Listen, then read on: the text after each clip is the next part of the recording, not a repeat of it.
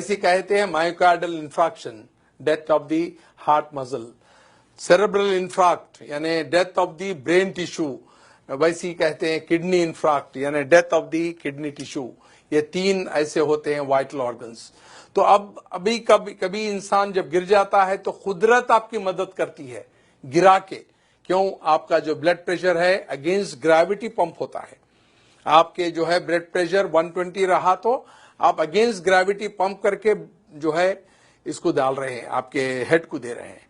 जैसा कि इसकी मिसाल है, अगर आपके पास लाइट बंद हो जाए और आपका पानी की मोटर चल रही है तो वो बंद हो जाएगी, ऊपर पानी नहीं जाएगा। ग्राउंड लेवल पे खोलेंगे तो पानी आ जाएगा। वैसी ही अगर आपका ब्लड प्रेशर गिर जाता है तो ब्लड इधर नहीं जाएगा, सडन आपको बेहोशी तारी होगी, आप गिर जाएंगे। तो कुदरत आपको रेस्टोर करती है आपके वाइटल ऑर्गन्स को लिटा के। हम अपने नातजुर्बेकारी से, हमारी जो है इलिटरेसी से या कम इल्मी से हम उसको उठा के बिठाते हैं, जिससे डैमेज करते हैं। तो हम करना क्या चाहिए? Very good. क्या करना चाहिए? आप कह रहे हैं कि ये दोनों पैर ऊपर उठाने के लिए कह रहे हैं। इससे क्या होगा? इससे ये होगा कि जो ब्लड 2.5 लीटर्स इनके लोअर पार्ट में हैं वो वाइटल ऑर्गन्स में जाएगा और ये 2 मिनट के अंदर उठ के बैठ जाएंगे। एक छोटी सी टेक्निक मालूम होने से आप कभी भी कोई आदमी लेट जाता है, गिर जो है बेहोश हो जाता है, तो आप उनके पैर दोनों ऊपर उठाना चाहिए। जो 2.5 लीटर ब्लड आपके पैर में है वो सिर के तरफ जाएगा। नॉन वाइटल ऑर्गन से वाइटल ऑर्गन्स को ब्लड जाएगा, वो 2 मिनट में उठ जाएगा इंसान। और जब कोई बेहोश होता है तो ये हमारी जो टंग होती है, जबान होती है, वो पीछे जाके सांस की नाली को पैक कर देती है। तो करना क्या चाहिए? जब कोई लेट जाता है, बेहोश होता है, तो उसकी मुंडी जो है, गर्दन जो है एक तरफ पे पलटाना चाहिए ताकि आपका एयरवे रेस्टोर हो जाए।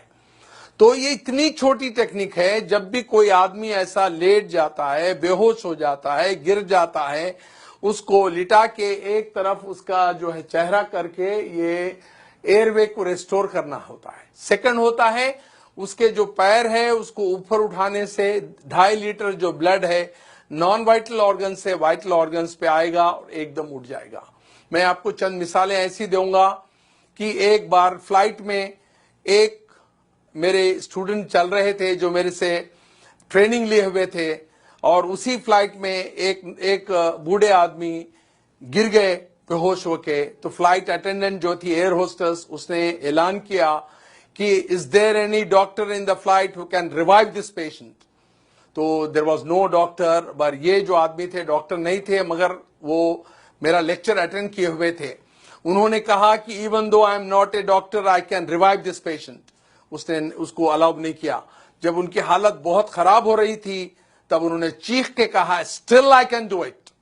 देन उनको जो अलाउ किया, उन्होंने उनका जो फेस है एक तरफ टर्न किया, जिसकी वजह से एयरवे रेस्टोर हो गया, और उनके दोनों पैर उठाए जिसमें 2.5 लीटर ब्लड था वो उनके वाइटल ऑर्गन्स को गया। 2 मिनट में वो आके वो पैसेंजर के बाजू बैठ गए। The whole flight gave it a big hand and a clap किए। और उनके रिलेटिव्स जब एयरपोर्ट पे उतरे तो दिस जेंटलमैन टोल्ड, ये बोले उन्होंने कि वे मेरे जो ट्रेनर है डॉक्टर रफीक साहब हैं। Then they called me from the airport, और वो कहे कि भाई हम आप 200-300 किलोमीटर ट्रैवल करके आएंगे, आपको गारलैंड करेंगे, आपको स्वीट्स देंगे। मैं कहा वो हमारे दोस्त को दे दीजिए आप, और मेरे को मिलने के बराबर है।